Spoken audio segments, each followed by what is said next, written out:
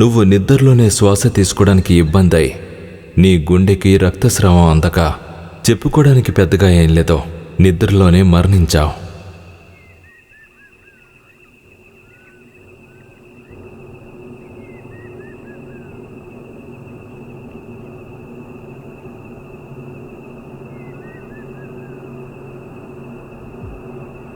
నన్ను నమ్ము, నువ్వు చనిపోయి మంచి పని అయింది. ఎందుకంటే నీ గుండె ఇంకా పనిచేసే స్థితిలో లేదు. అసలు నాకేమైంది? నేను ఇక్కడ ఎందుకున్నాను? నిద్రలో ఊపిరి తీసుకోవడం ఇబ్బందిగా అనిపించింది. అవును. అయితే నేను చనిపోయానా?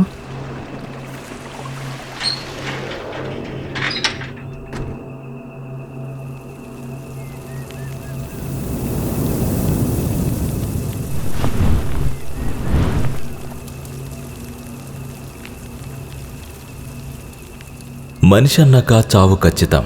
దాని గురించి తప్పుగా అనుకోకు. ఎందుకు నాకే ఇలా?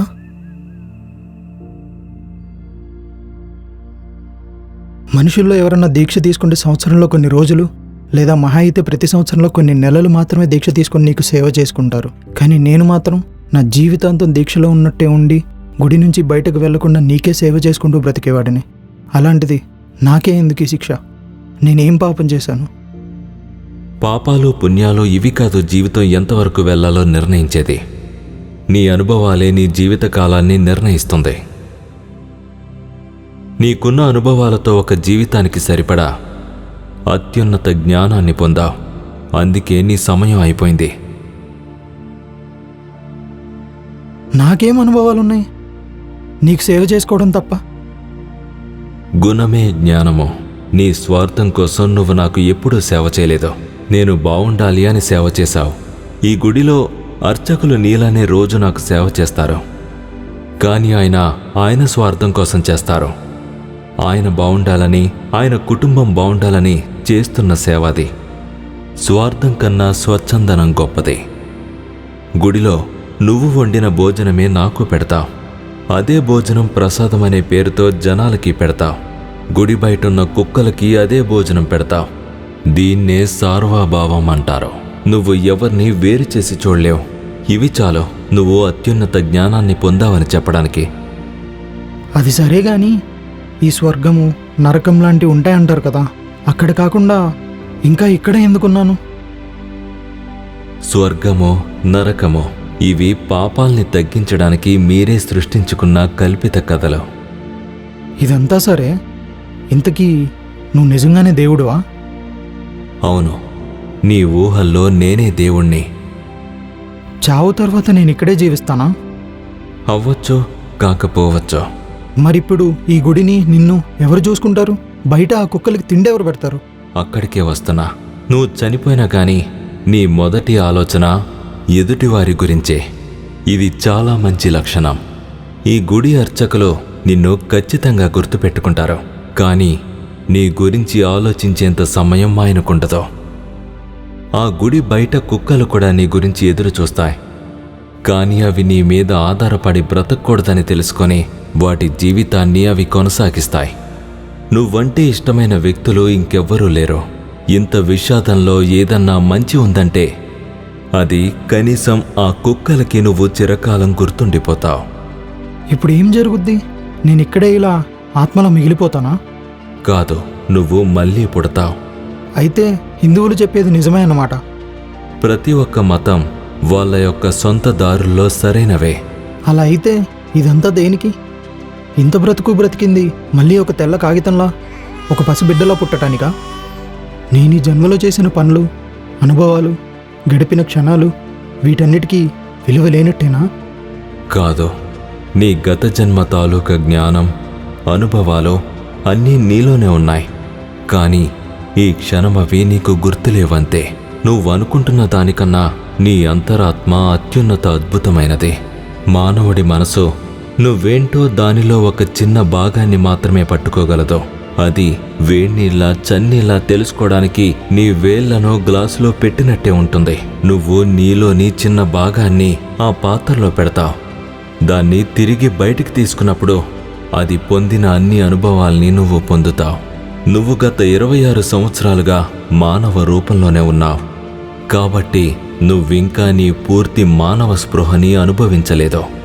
మనం ఇంకొంచెం సేపు ఇలానే మాట్లాడుకుంటూ ఉంటే నీ గత జన్మ తాలూకా జ్ఞాపకాలు గుర్తుకు రావడం మొదలవుతుంది. కానీ అలా ప్రతి జన్మకి మధ్యలో పాత జ్ఞాపకాలు గుర్తు తెచ్చుకోవడంలో అర్థమే లేదు. ఇప్పటి వరకు నేను ఎన్నిసార్లు జన్మించాను? చాలా అంటే చాలాసార్లు. ఇంకా ఎన్నో వేరువేరు జీవితాలు జీవించావు. ఈసారి నువ్వు క్రీస్తు శకం 540లో ఒక రైతు అమ్మాయిగా పుడతావు. ఆగు, నువ్వు నన్ను కాలగమనంలో వెనక్కి పంపిస్తున్నావా? నీకు తెలిసిన ఈ టైం మీ ప్రపంచంలో మాత్రమే ఉంటుంది. నేనొచ్చిన చోట అన్నీ వేరే ఉంటాయి. నువ్వెక్కడి నుంచి వచ్చావు? ఖచ్చితంగా నేను వేరే ప్రపంచం నుంచైతే వచ్చాను. అక్కడ నాలాంటి వాళ్ళు చాలా మందే ఉన్నారు. నాకు తెలుసు నీకు ఇవన్నీ తెలుసుకోవాలనుందని. కానీ నిజానికి నీకు చెప్పిన అదంతా అర్థం కాదు. నేను వేరే టైంలో వేరే వేరే చోట్ల పుట్టానంటే నన్ను నేను ఎప్పుడైనా కలుసుకొని ఉండొచ్చు కదా? అవును, నువ్వు ఎప్పుడూ నిన్ను నువ్వు కలుస్తూనే ఉంటావు. కానీ మీ ఇద్దరికీ మీ యొక్క జీవితాల గురించి మాత్రమే అవగాహన ఉంటుంది. మీకు తెలీదు ఇదంతా జరుగుతుంది అని. అసలు ఇదంతా దేనికోసం? నువ్వు నిజంగా నన్ను జీవితానికి అర్థం ఏంటని అడుగుతున్నావా? నేను ఈ ప్రశ్న అడగడంలో అర్థం ఉంది. జీవితానికి అర్థం నేను ఈ విశ్వాన్ని తయారు చేసిందే నువ్వు పరిపూర్ణం చెందడానికి. అంటే మా మానవజాతి పరిపూర్ణం చెందడానికా? కాదు, నీకోసమే. నేను ఈ విశ్వాన్ని తయారు చేసిందే కేవలం నీకోసం. ప్రతి జీవితం అనుభవాలతో నువ్వు పరిపూర్ణం చెంది ఇంకా గొప్ప గుణవంతుడిలా మారటం కోసమే ఇదంతా. కేవలం నా కోసమా? మరి మిగతా వాళ్ళందరి సంగతి ఏంటి? ఈ విశ్వంలో ఇంకెవ్వరూ లేరు. కేవలం నువ్వు నేను మాత్రమే. మరి ఈ భూమి మీద ఉన్న మిగతా ప్రజలంతా? అందరూ నువ్వే, నీ యొక్క వేరువేరు జన్మలో. ఆగు, అందరూ నేనేనా? ఇప్పుడిప్పుడే నీకు అర్థమవుతుంది.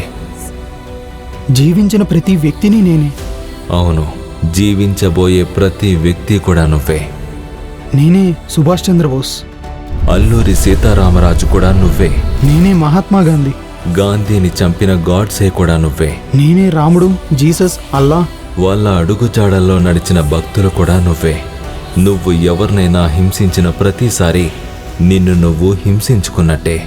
నువ్వు చేసిన ప్రతి మంచి నీకు నువ్వు చేసుకుంటున్నట్టే. మానవులు అనుభవించిన ప్రతి బాధ మరియు సంతోషం నువ్వు అనుభవించుంటావు లేదా అనుభవిస్తావు. అసలు ఎందుకు ఇదంతా చేయడం? ఎందుకంటే ఏదో ఒక రోజు నువ్వు నాలా మారతావు. నువ్వు నా బిడ్డవి. ఏంటి అంటే నేను దేవుణ్ణా? లేదు, ఇంకా కాదు. నువ్వు కేవలం పిండం మాత్రమే. ఎప్పుడైతే నువ్వు ప్రతి ఒక్క మానవుడిలా జీవిస్తావో అప్పుడు నువ్వు నీ అసలైన జన్మని పొందడానికి అర్హుడు అవుతావు. ఇంక నీ తదుపరి జన్మకు సమయం ఆసన్నమైంది.